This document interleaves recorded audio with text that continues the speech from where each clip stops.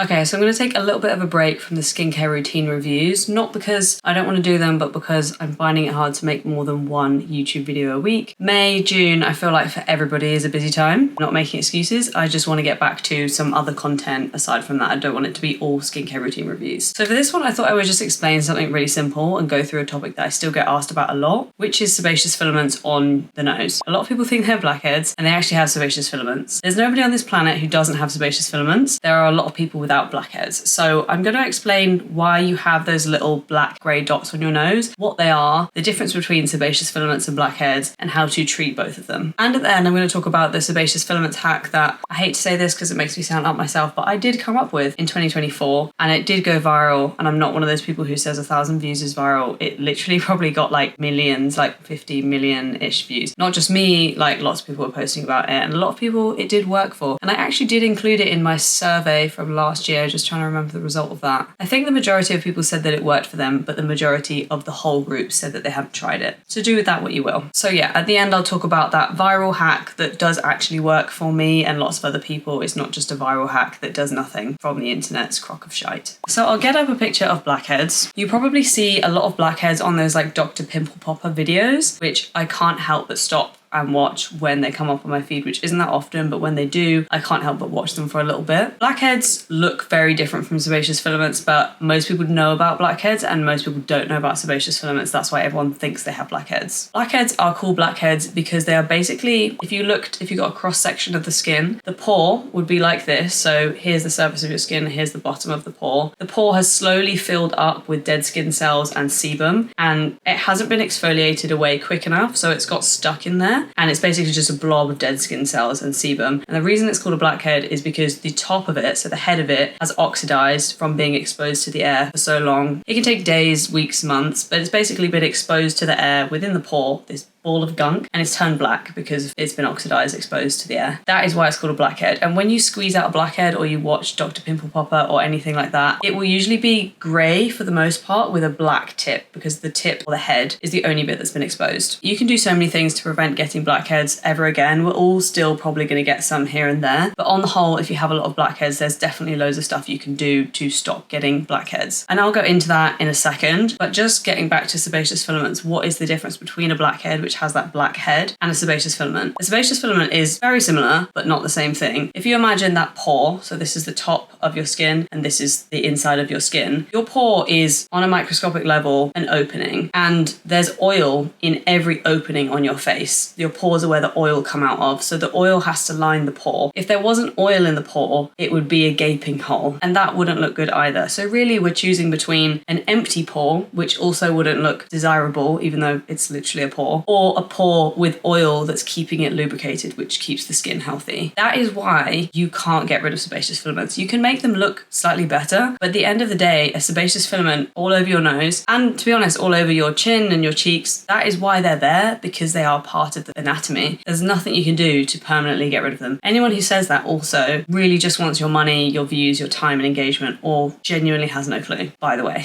You can still squeeze out a sebaceous filament, but it's not going to be a chunk of a thing like a blackhead, technical term there, chunk of a thing, and it's not going to be as substantial. And even if you think you got it today, it's going to come back tomorrow because your skin's just going to produce more oil to reline the pore, because the pore needs to be lined. It's just how your skin lubricates itself with oil, and some people produce a little bit more oil than you'd want, and some people are gagging for oil and have super dry skin and wish they had more. And just going back to what it looks like if you do squeeze out your sebaceous filament, because I've done it years and years ago, I'm sure we've all done it thinking they're blackheads. Sebaceous filaments look stringy, thin, white, clear, grey. They don't have an obvious tip like a blackhead would. So what causes blackheads? I kind of touched on it again. I'm trying to smile.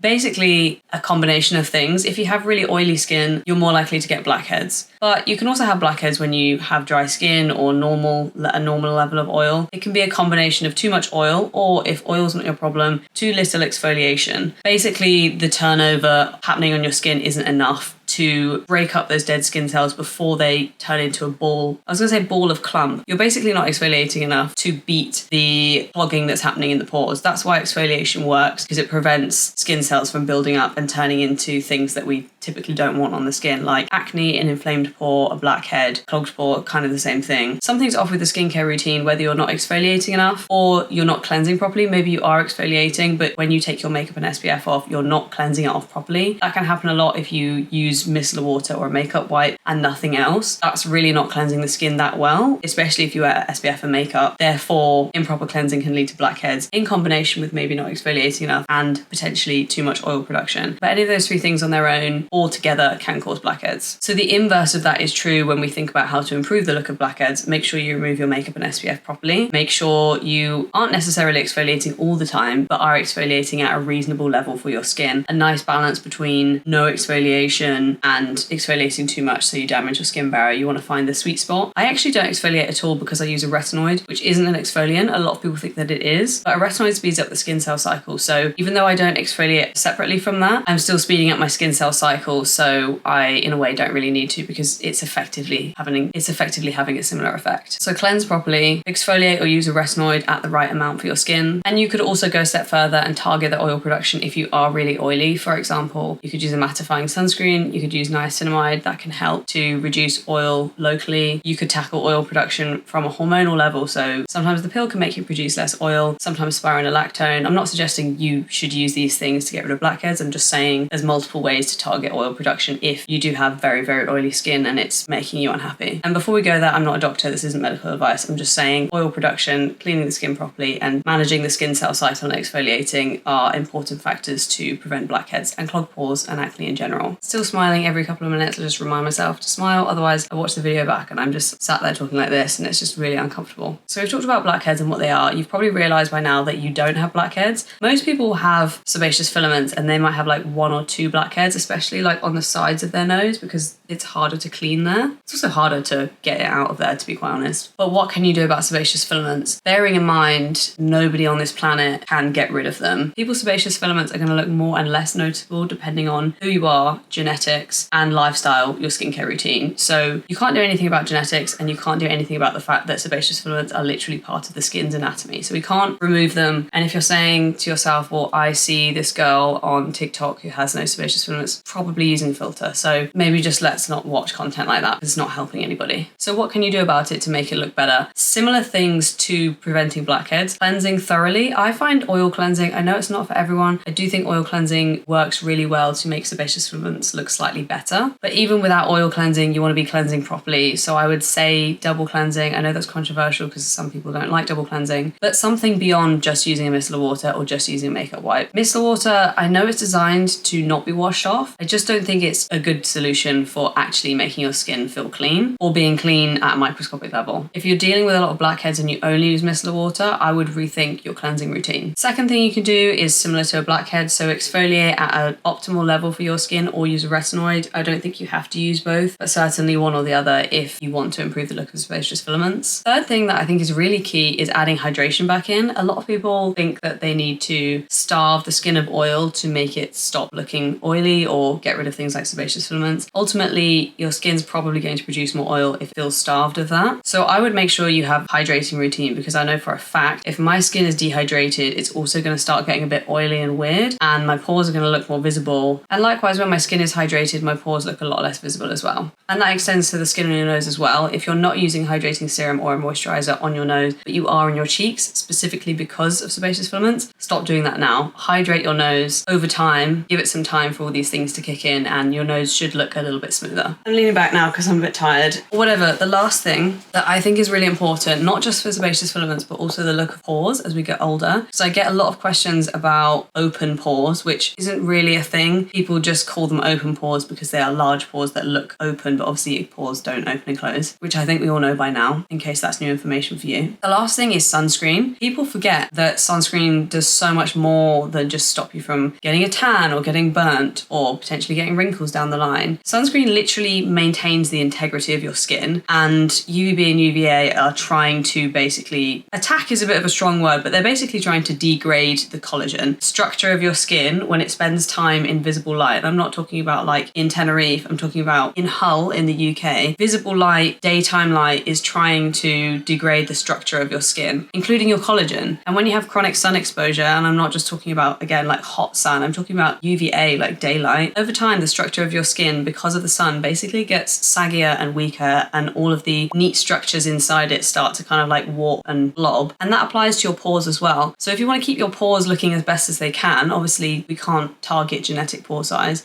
but if you want to make your pores look as best as they can for as long as they can, using a sunscreen regularly and in the correct amount every day, regardless of the weather, is going to keep the pores as intact and structurally sound as they can be. People who don't use sunscreen will probably notice their pores appear larger as they get older because of sun exposure, and that is something I don't think enough people talk about. So the last part of this video is the sebaceous filament hack, which uses the La Roche-Posay Cicaplast. I posted a number of videos on basically all platforms about how to do this hack, what to expect, how it works, and yes, how to do it. I posted loads of content about this when it was going viral last year. So did loads of other creators. If you search it up, I think my website is the first thing to come up, and it talks about how it works, how to do it, what to expect, and why it works as well. You basically just get the tiniest little blob of Cicaplast, not a big blob, like a tiny, tiny blob, and I just smooth it over the edge of my nose and the sides of my nose before I go to bed. It's the last step in my skincare routine. I usually do my skincare at about 6 p.m, give or take. Then before I get into bed at about 9-10 p.m, I use the tiniest blob of Cicaplast, and I'll literally just like apply it to the tip of my nose. And in the morning, it's literally not that deep. Because your nose is hydrated, it looks better. That goes back to my point about hydrating your pores instead of starving them of hydration. Hydrated skin looks plumper, glowier, and pores look minimized. Dr. Dre is one of my favorite dermatologists who makes skincare content. She did a post on why it works. I actually saw another dermatologist say, no, there's no way that can work because sebaceous filaments are oil and you can't do anything with moisturizer to remove the oil. And I feel like, no hate to that dermatologist, but she missed the whole point. The point is not to get rid of the sebaceous filaments. The point is, what tricks can we do to make them look slightly better? You know that age-old advice where it's like, if you want to make your legs look longer, wear tan shoes, or like shoes the color of your skin tone. Not making your legs longer, it just gives the illusion of that, and that's exactly what this hack does. And you can see results the next day. And a lot of people said to me, well, I noticed when I stopped doing it, I stopped getting the effect. That's also the point. It's just a temporary fix. It makes your nose look slightly better the next day, maybe if you're going into the office. I mean, who really is looking at your nose in the office? But you see what I mean. You can use it as and when you want. It's not going to create a permanent change because there's nothing you can do to get rid of sebaceous filaments. You can only make them look better. I just see myself in the preview and I feel like I'm sitting like this. I'm just going to be like this the whole video. If I watch it back and I'm like,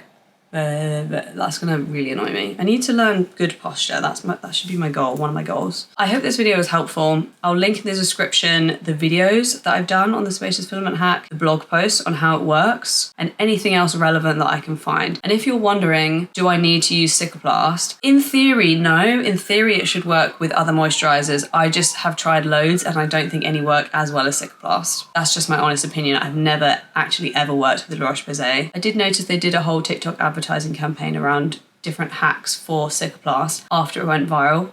I did notice that, but no, I've never worked with them or been sponsored to promote Cicaplast in any way, so it's 100% organic. I literally discovered it at my ex-boyfriend's house one random night. I'm trying to think of other questions I get asked about the Cicaplast hack all the time. Well, I can't really think of any right now, but the one thing I will say is so many people use like a huge blob of it and then they rub it in and then they say, oh, I got a broke out the next day. I cannot emphasize enough, use the tiniest slither, just so you can do a super thin, invisible layer on the tip of your nose. That is it. Do not be getting a blob and then rubbing it all in, because yeah, I probably would break out if I did that too. In fact, when I use too much, I do notice a pimple. It's that perfect amount of like a whisper on the tip of the nose. That is all.